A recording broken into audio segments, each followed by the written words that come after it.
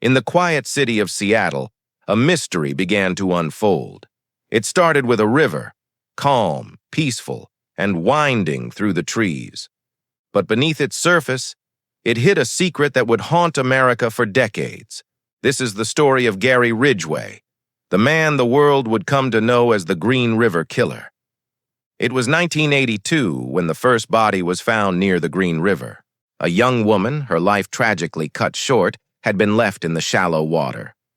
Days later, more bodies appeared. All young women, all discovered near the same area.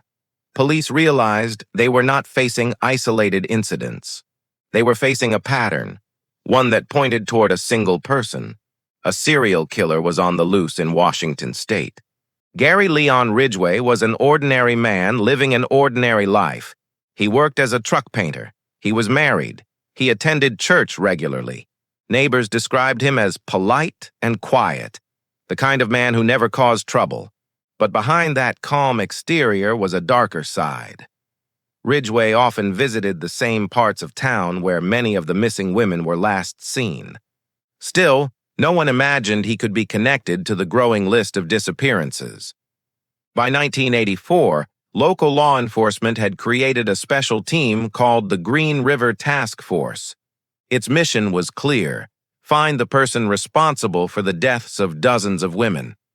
Detectives worked around the clock, studying maps, reviewing evidence, and following every lead. They questioned hundreds of suspects, including Gary Ridgway himself. When Ridgway was interviewed, he seemed calm and cooperative. He passed a polygraph test and was released. There wasn't enough evidence to connect him to the crimes. The investigation continued, but the killer remained free. As the years went by, fear spread through Seattle. Families warned their daughters to stay home at night. Posters of missing women covered store windows and bus stops. The media named the unknown murderer the Green River Killer. He became one of the most wanted criminals in America, but his identity remained a mystery. Meanwhile, Ridgway lived a quiet life, unnoticed and unsuspected. He continued to work, attend church, and even volunteer in his community. To everyone around him, he was just another ordinary man. By the 1990s, the investigation had gone cold. The killings had slowed, and new evidence was scarce. Still, detectives refused to give up. They preserved samples and evidence from every scene, hoping that one day science would catch up. That hope would finally pay off nearly 2 decades later. In 2001, new advances in DNA technology gave investigators a fresh opportunity. Evidence collected in the 1980s was re-examined using modern testing methods.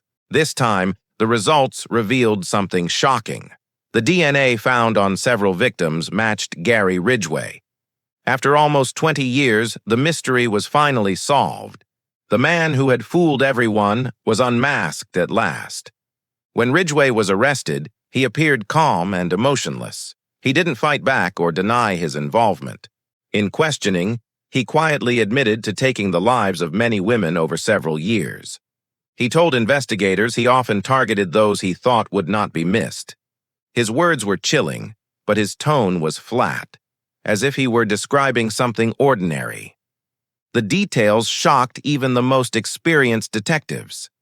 It was clear that Ridgway had planned his actions carefully and methodically. In 2003, Gary Ridgway faced justice in a Washington state courtroom. To avoid the death penalty, he agreed to cooperate fully with authorities, helping them locate the remains of missing victims and describing what he had done. He was sentenced to 49 life sentences without the possibility of parole. The case officially became the largest serial murder conviction in American history. As Ridgway sat in court, families of the victims spoke directly to him. Many expressed their pain and anger, but one father stood up and said something unexpected. He told Ridgway, "I forgive you." For the first time, the man who had shown no emotion began to cry. Gary Ridgway remains in prison today, serving his multiple life sentences.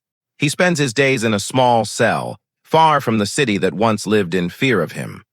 Over the years, he has been described as calm and quiet, the same qualities that once helped him hide in plain sight. His story serves as a chilling reminder that evil can exist behind even the most ordinary face. The Green River still flows quietly through Washington state, its surface calm, its surroundings peaceful. But for many families, it will forever be a place of sorrow. Gary Ridgway's crimes changed the way law enforcement investigates disappearances and violent crimes. The case also highlighted the importance of DNA evidence in solving old mysteries. Today, more than 40 years later, the story of the Green River Killer remains one of the darkest chapters in American history. It is a reminder of how determination, science, and time can finally bring truth to light, even when evil hides behind a smile.